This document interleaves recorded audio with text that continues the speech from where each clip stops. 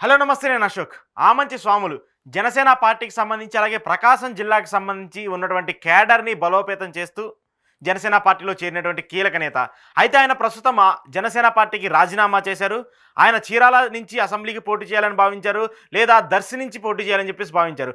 పొత్తులో భాగంగా జనసేన పార్టీకి కేవలం 24 అసెంబ్లీ స్థానాలు మాత్రమే వచ్చాయి. దాదాపు 35-40 స్థానాలు వస్తాయని చెప్పేసి అందరూ భావించారు. ఆ తరుణంలో ఆమంచి స్వాములకి ఖచ్చితంగా సీట్ ఇచ్చేందుకు అవకాశం ఉంటుందని చెప్పేసి ఆయన పార్టీలో చేరినటువంటి నేపథ్యంలో పవన్ కళ్యాణ్‌కి ఆయనకి హామీ ఇచ్చారు. అయితే 24 సీట్లు తీసుకున్న తర్వాత ఆయనకి సీట్ ఇచ్చే పరిస్థితి ఎక్కడా కనిపించలేదు. ముఖ్యంగా ఆయనకి బలం ఉన్నటువంటి నియోజకవర్గము, ఆయన సోదరుడికి కానివ్వండి, ఆయనకు కానివ్వండి, కాపు సామాజిక వర్గానికి ఆయన సామాజిక వర్గం కాపులకి ఎక్కువగా ఉండేటువంటి నియోజకవర్గము చీరాల. చీరాలకు సంబంధించి ఆయన టికెట్ ఆశించారు. టికెట్ రాలేదు. అక్కడ ఇచ్చే పరిస్థితి కూడా అక్కడ కనపడలేదు. కానీ ఒకవేళ చీరాల కుదరకపోతే గిద్దలూరు కానివ్వండి, లేదా దర్శి కానీ ఇవ్వాలని చెప్పేసి ఆయన గట్టిగా పట్టుబట్టారు జనసేన అధినేత పవన్ కళ్యాణ్. పొత్తులో భాగంగా వచ్చిందే తక్కువ సీట్లు. ఈ సీట్లతో ఈసారి టికెట్ ఇచ్చేందుకు అవకాశం లేదు. మీరు ఖచ్చితంగా పార్టీ కోసం పనిచేయండి. జనసేన టీడీపీ కూటమి గెలుపు కోసం పనిచేయండి. పార్టీ అధికారంలోకి వస్తే మీకు ఏదో ఒక నామినేటెడ్ పదం ఇస్తామని చెప్పేసి ఆమంచి స్వాములకి పవన్ కళ్యాణ్ ఆఫర్ ఇచ్చినట్టు తెలుస్తుంది. కానీ ఆయన ప్రత్యక్ష ఎన్నికల్లో పోటీ చేయాలని చెప్పేసి చాలా ఆశాభావంతో చాలా వ్యక్తిగతంగా ఒక కేడర్ని కూడా బలోపేతం చేసుకున్న పరిస్థితిని మనం గత 3 నెలలుగా చూస్తూ వచ్చాం. ఈ నేపథ్యంలో ఆయనకి టికెట్ నిరాకరించడంతో ఒక్కసారిగా ఆమంచి స్వాములు కొంత నిరాశలోకి వెళ్ళారు. ఆయన పార్టీకి రాజీనామా చేసిన పరిస్థితిని కూడా మనం చూసొచ్చాం. అయితే ఈ నేపథ్యంలో ఆయన సోదరుడు ఆమంచి కృష్ణమోహన్ మొన్నటిదాకా పర్చూరుకు సంబంధించి వైసీపీ ఇన్ఛార్జిగా ఉన్నారు. ఆయన అక్కడి నుంచి పోటీ చేయాలని చెప్పేసి వైసీపీకి సంబంధించి పార్టీ శ్రేణులు, జిల్లా అధ్యక్షుడు, పార్టీకి సంబంధించి నాయకులందరూ ఫోర్స్ చేసినప్పటికీ కూడా ఆయన అక్కడ పోటీ చేయడానికి సుముఖత చూపట్లేదు. 2014 ఎన్నికల్లో ఆమంచి కృష్ణమోహన్ ఒంటరిగా పోటీ చేశారంటే ఇండిపెండెంట్గా పోటీ చేశారు.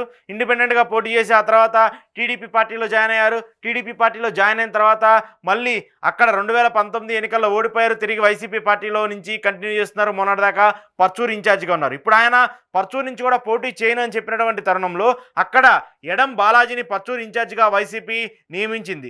అయితే ఆమంచి స్వాములు సోదరులు ఇద్దరు, ఆమంచి స్వాములు కానివ్వండి, ఆమంచి కృష్ణమోహన్ కానివ్వండి, ప్రస్తుతం చీరాలకే పరిమితమైన పరిస్థితి కనపడుతుంది.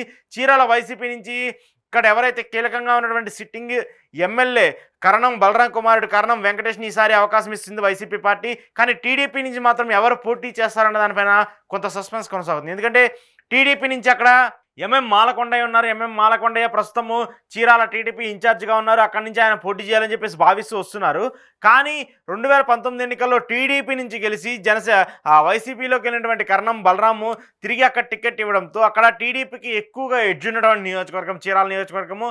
గతంలో కూడా చాలాసార్లు టీడీపీ పార్టీ గెలిచినటువంటి నియోజకవర్గం. సో ఆ నియోజకవర్గాన్ని టీడీపీ వదులుకోవాలని చూడలేదు. అక్కడ కొత్త వ్యక్తికి అవకాశం ఇవ్వాలి, లేదంటే మాలకొండయ్యనే రంగంలోకి దింపాలని చెప్పేసి భావిస్తూ వస్తుంది. సో ఈ నేపథ్యంలో సోదరులు ఇద్దరు విభేదాల కారణంగా బయటకు వచ్చారు. ఇద్దరు వివిధ పార్టీల్లో చేశారు. ఒకరు వైసీపీలో చేరితే ఇంకొకరు జనసేనలో చేరారు. ఇద్దరు టికెట్లు ఆశించారు. ఇద్దరు భంగపడ్డారు. సో ఇప్పుడు వీళ్ళిద్దరూ ఏకమైనట్టు తెలుస్తుంది. 2014 ఎన్నికల్లో ఎలాగైతే తమ్ముడిని డైరెక్ట్ ఎన్నికల్లో ఇండిపెండెంట్గా పోటీ చేయించి ఆటో గుర్తు మీద పోటీ చేయించి ఎలాగైతే విజయం సాధించారో, సో అలాంటి కాంబినేషన్ మళ్ళీ రిపీట్ చేయాలని చెప్పేసి స్వాములు గారు భావిస్తున్నట్టు తెలుస్తుంది.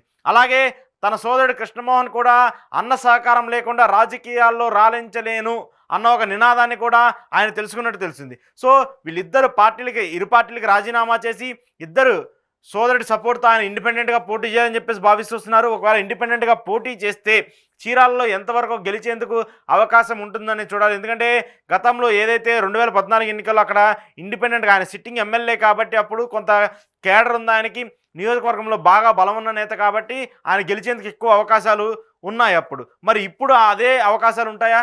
2024 ఎన్నికల్లో కూడా ఆయన ఇండిపెండెంట్గా పోటీ చేస్తే గెలిచేందుకు ఎంతవరకు ఛాన్సెస్ ఉంటాయనేది కూడా చూడాల్సి ఉంది.